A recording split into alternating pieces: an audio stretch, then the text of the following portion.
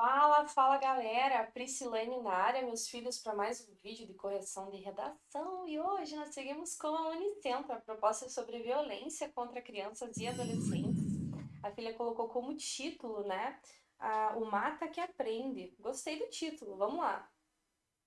Zezé, 5 anos, frequentemente espancado pelo pai, pela irmã e por quem mais quisesse. Isabela Nardoni, também 5 anos, arremessada do sexto andar pelo pai. Zezé é protagonista do livro de José Mauro Vasconcelos, Meu Pé de Laranja Lima. Já Isabela é, infelizmente, um dos exemplos reais de violência contra crianças e adolescentes no Brasil.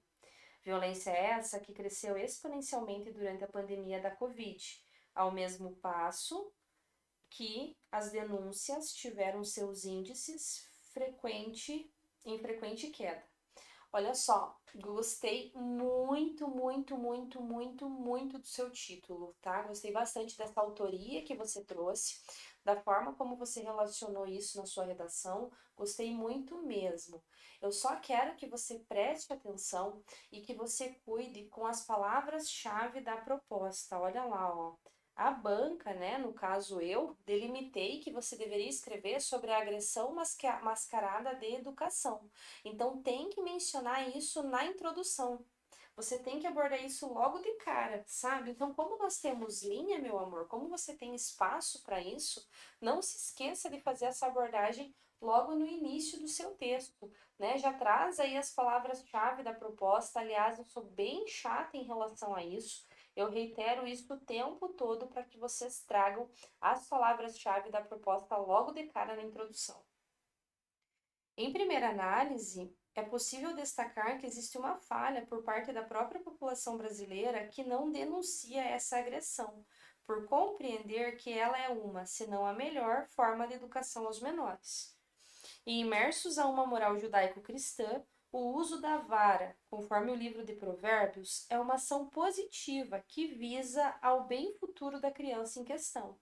Porém, a linha entre espancar e disciplinar parece ser tênue para agressores que batem, maltratam e matam para ensinar. Gostei do seu argumento, gostei do seu parágrafo. Quero que você cuide dos aspectos de língua portuguesa, especialmente a questão da acentuação. E gostei ali que você colocou, ó, que ela é, se não a melhor forma de educação aos menores. E aí, aqui, ó, você poderia ter criticado, né? Entretanto, é fato que isso não é verdade, entretanto, isso é um absurdo, entretanto, isso não deveria acontecer, sabe?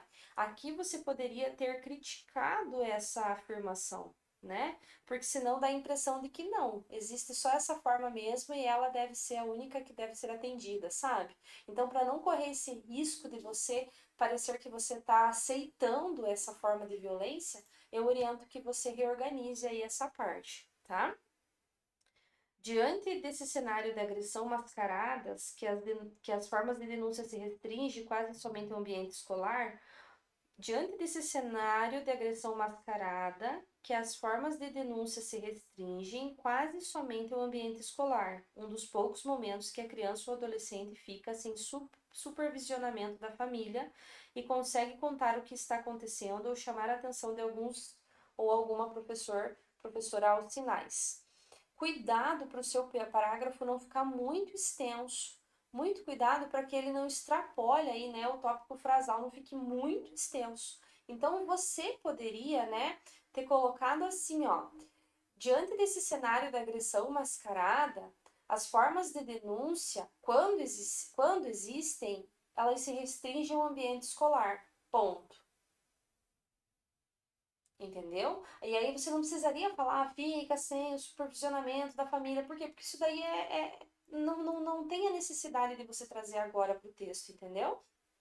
Porém, em um contexto de pandemia, enquanto o convívio em casa aumentava e, consequentemente, as agressões, as escolas estavam fechadas, dificultando ainda mais a detecção desses casos que, segundo dados do Ministério da Mulher, da Família e dos Direitos Humanos, teve uma queda de 12% nas denúncias. Tá, e o que que isso significa?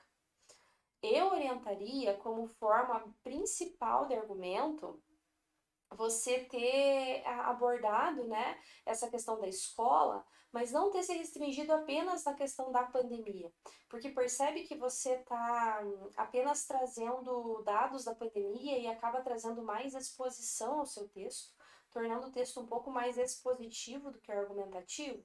Então, para evitar esse tipo de problema, você poderia ter, por exemplo, mencionado, né, a falta de canais de denúncia, a falta de ações do Conselho Tutelar, as faltas de fiscalizações por parte dos órgãos competentes, sabe? Você poderia ter dado uma abordagem um pouquinho diferente nesse sentido. Eu acredito que ficaria melhor organizado se você tivesse feito dessa maneira, sabe? E aí você não teria entrado apenas nessa questão da pandemia. Sendo assim, torna-se extremamente necessária a instrução das crianças nas escolas para que elas entendam que a violência não é educação, podendo não somente denunciar-se como vítima, como ajudar outras crianças e adolescentes próximos. Tira o foco da vítima, tá? Eu oriento aí que você tire o foco da vítima e que mantenha o foco nos agressores, nas fiscalizações, na questão da impunidade, em todos os problemas relacionados a esse caos, né? Para não ficar parecendo que a criança ela é responsável pelo seu cuidado, tá?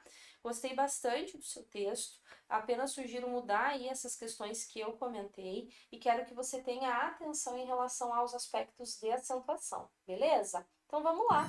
Bora, minha filha, firme no propósito. Bora escrever redação.